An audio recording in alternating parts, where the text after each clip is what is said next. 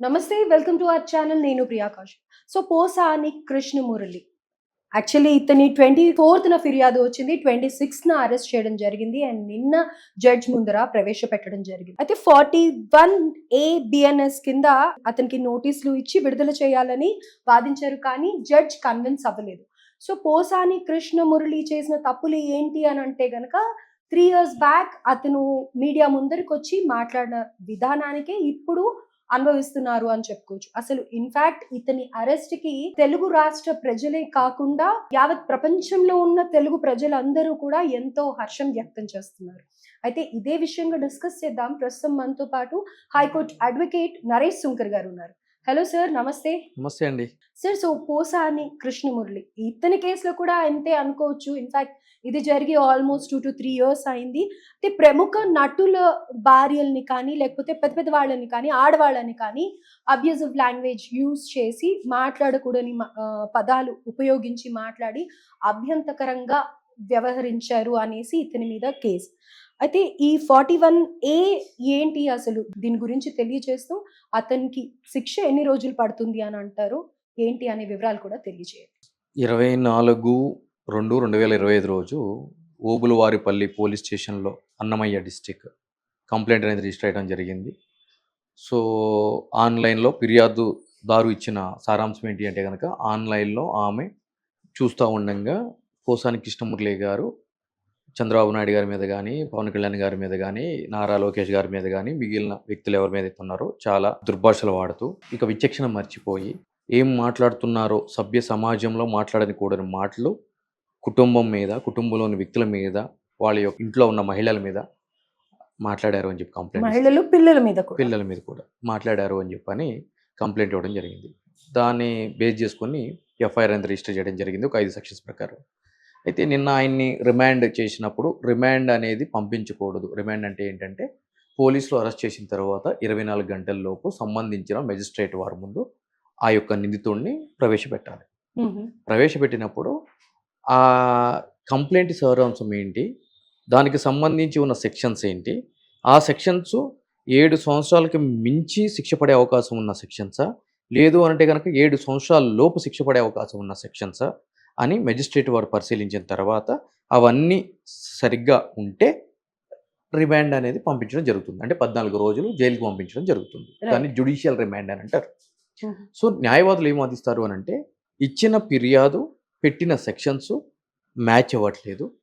So ఫిర్యాదులో ఉన్న సారాంశం ప్రకారము పెట్టే సెక్షన్స్ 7 సంవత్సరాల లోపు శిక్ష పడే అవకాశం ఉన్న సెక్షన్స్ పెట్టాలి, కానీ కావాలని జైలుకి పంపించడానికి ఈ యొక్క రాంగ్ సెక్షన్స్ పెట్టారు అని చెప్పని, కాబట్టి ఈ యొక్క రిమాండ్ని రిజెక్ట్ చేయాలి అని చెప్పని ఆ యొక్క న్యాయవాదులు కోరటం జరిగింది. కానీ ఆ యొక్క కోరికని సంబంధించిన మెజిస్ట్రేట్ వారు పరిగణలోకి తీసుకోకుండా పోలీసు వాళ్ళ యొక్క వాదనతో ఏకీభవించి ఆయన్ని జ్యుడిషియల్ రిమాండ్కి అనేది పంపించడం జరిగింది 14 రోజులు.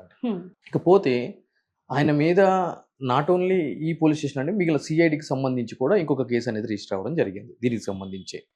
సో ఒక 2-3 కేసులు అనేవి రిజిస్టర్ అవ్వడం జరిగింది. సో ఈ యొక్క కేసుల యొక్క సారాంశం మనం చూసుకున్నట్లయితే కనుక, బిఎన్ఎస్లో ఉన్న మ్యాక్సిమం సెక్షన్స్ ఈయన మీద ఉన్నాయి.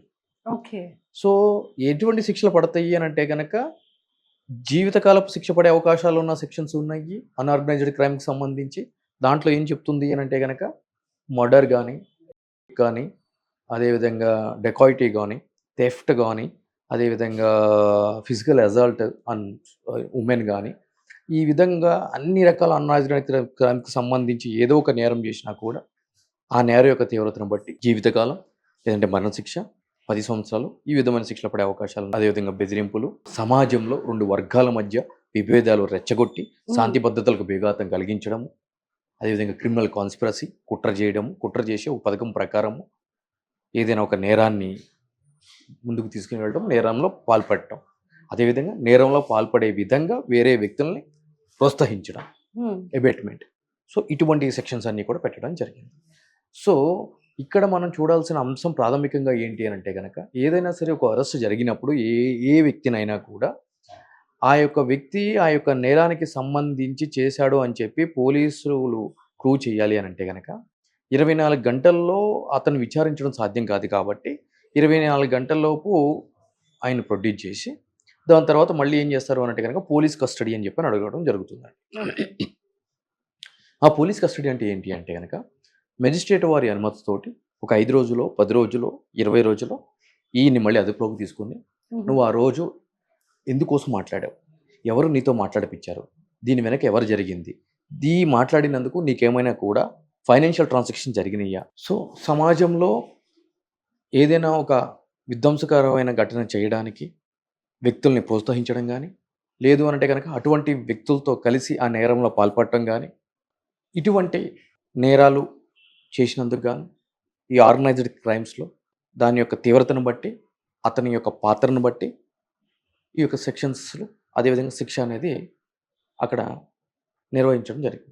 ఆ యొక్క బిఎన్ఎస్‌లో. అయితే ఇక్కడ విచారణ చేపట్టారు. ఐ మీన్ అతన్ని పంపించారు కదా! అందులో ఏమీ ఎక్స్‌ప్రెస్ చేయట్లేదు, ఏం మాట్లాడట్లేదు అని అంటూ ఉన్నారు. ఎగ్జాక్ట్‌లీ.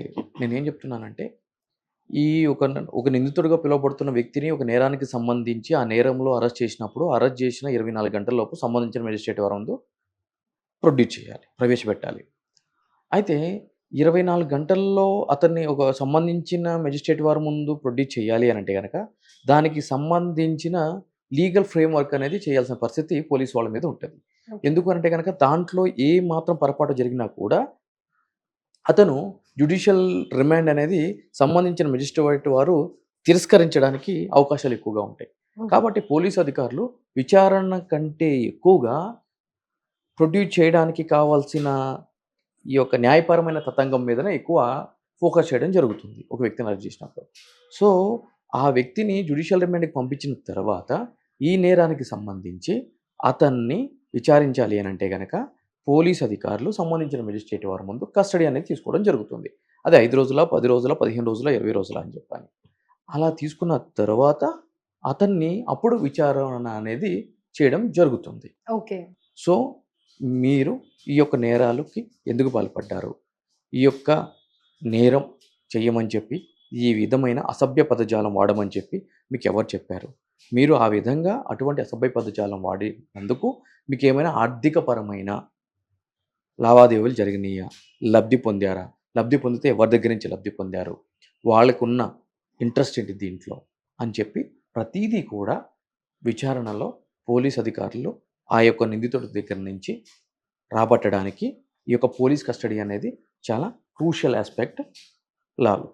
ఓకే. సో, ఆ యొక్క విచారణను బేస్ చేసుకొని ఇతను ఒకవేళ ఆ విధంగా ఎవరి దగ్గరైనా లబ్ధి పొంది ఈ విధంగా చేసినట్లయితే కనుక ఆ యొక్క ఏ బ్యాంక్ అకౌంట్స్ నుంచి వచ్చినాయి, ఆ అకౌంట్స్ ఎవరయ్యి, సో, ఆ అమౌంట్ తోటి ఏం చేశాడు, ఇవన్నీ కూడా సీజ్ చేయడము, వాటిల్ని సంబంధించిన కోర్ట్ నుంచి పర్మిషన్ తీసుకొని ఆ యొక్క వ్యక్తులను కూడా విచారించడము, ఇవంతా కూడా ప్రొసీజర్ అనేది జరుగుతూ ఉంటుంది. కాబట్టి పోసాని కృష్ణమురళి గారికి సంబంధించి ఇప్పుడే ఏమీ కాలేదు. ఇప్పుడే మొదలయ్యింది.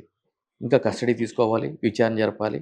ఇది అయిపోయిన తర్వాత వేరే సిఐడి వాళ్ళు రిజిస్టర్ చేసిన కేసుకు సంబంధించి కూడా విచారణ అనేది జరుగుతుంది. హుహు. ఎందుకంటే అక్కడ కంప్లైనెంట్ వేరు, అక్కడ జరిగిన నేర యొక్క స్వభావం వేరు. సో, కాబట్టి దాంట్లో కూడా విచారణ అనేది కావాల్సిన పరిస్థితి ఏర్పడుతుంది.